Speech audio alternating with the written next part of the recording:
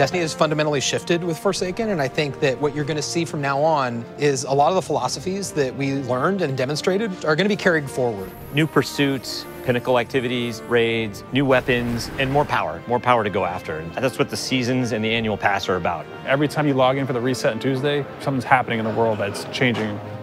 It's going to be like a little advent calendar where you're unwrapping the little gifts underneath the tree, not knowing exactly what's in them.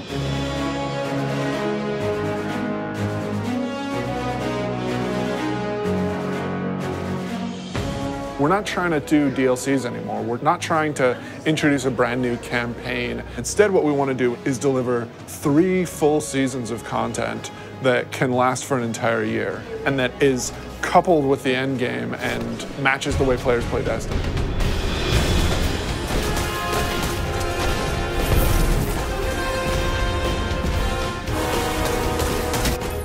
We're taking a really different approach this time around. We're changing that paradigm a lot. We're changing because of the player feedback. We're changing because of the reception to Dreaming City. And we're changing because players want to be able to experience the game, not just in day one feast mode. They want that buffet to last throughout the year and give them the reasons to keep coming back. For Forsaken, the quote was like, it's an end game with a campaign, not a campaign with an end game. And we are definitely like adding to the end game.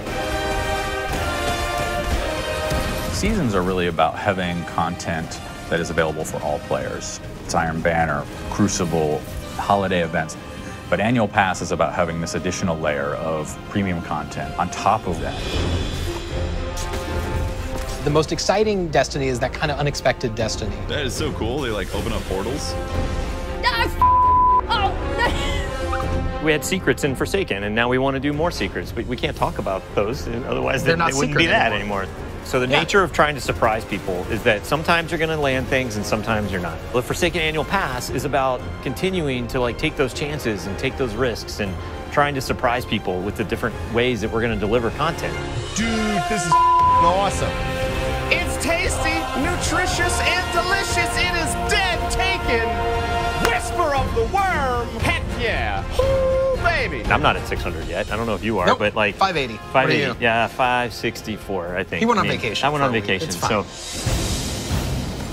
Every season, we are going to be raising the power cap by 50 for all Forsaken owners. They're still going to get new gear.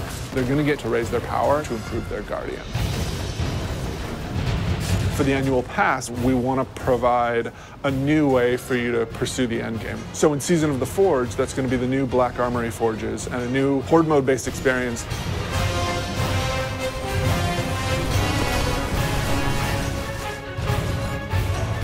In Joker's Wild, Season of the Drifter, that's going to be new Pinnacle Gambit activities that you can play with your friends.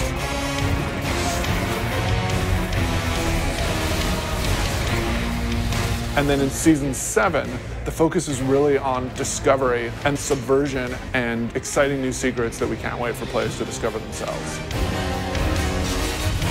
But the Annual Pass really starts going in earnest in December. That's going to be when you're going to discover the Black Armory. You are not welcome here, Guardian.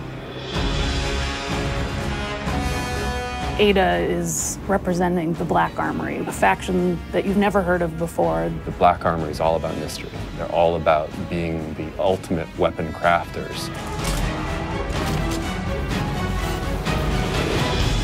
Ada has been keeping the secrets of the Black Armory since the Golden Age, trying to keep them away from Prying eyes of the Vanguard. keep them away from the prying eyes of the Vanguard. She doesn't really trust Guardians, but some of the secrets have been lost even to her. She needs you to go out into the world and hunt down each forge. Reclaim it, reignite it, and build out the arsenal even further. You will have to push back waves of enemies so that you can actually get your components into the forge and manufacture your weapon yourself. You're the blacksmith, and you are forging those weapons. It's like sci-fi meets magic. We've heard players asking for matchmaking and activities. This new Forge activity delivers on that. We're trying to address the challenge with like Escalation Protocol and Blindwell, where we know you want to play with people, you want to matchmake with them, and so this is our first step into solving that problem.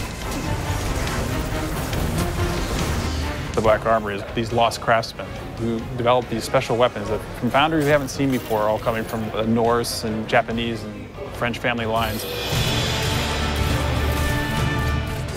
There's 3 families that were involved in the Black Armory. You can definitely feel the theming in those weapons and the backstories and how they came to be and the roles that they perform.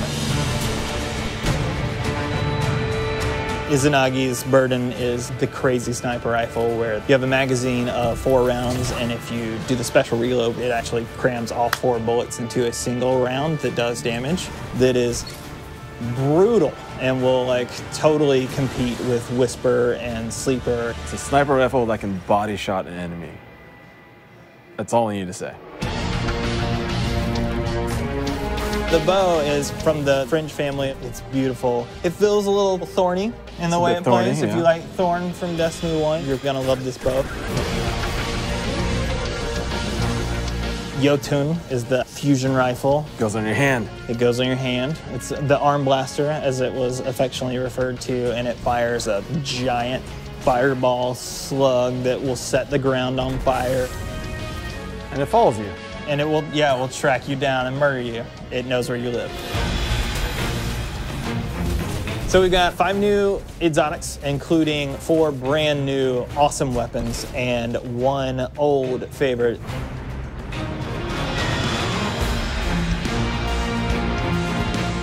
We have new legendaries, including the returning archetype of the machine gun. And then we've got a bunch of new weapon mods for you to configure. And we have new perks that basically you have more options within columns. You have more options within columns. If I had like Rampage and then Dragonfly, I could choose to pick between them. Yeah, you can choose. You can choose. In Black Armory, it's about new weapons, new activities, and doing all the pursuits to get more powerful to go into the raid. We're gonna mix it up. We're gonna go in the city. Like, we've never done anything like that before, and it's awesome. And you drop straight into this old part of the city that you haven't ever been in because it's been off limits. It's about the unexpected. It's got vehicles. It's different in a very refreshing way. It's a throwback to Wrath of the Machine style combat. It's much more focused on high action, high adrenaline. Keep the throttle pegged. That would be my my advice. We really don't want to be a box product that you think of as being on a disc. We want to be a world that evolves and changes over time. Anytime you try something new, it's going to be uncomfortable, it's going to be scary, but we got to forge ahead. Like, the world's changing, games are changing, it's time to set a new course. Yeah. We don't want to play it safe. We want to take risks, and we want to have this annual pass explore some of these areas that we haven't done before. We think that started with Forsaken, and we liked what we did, and we want more of it.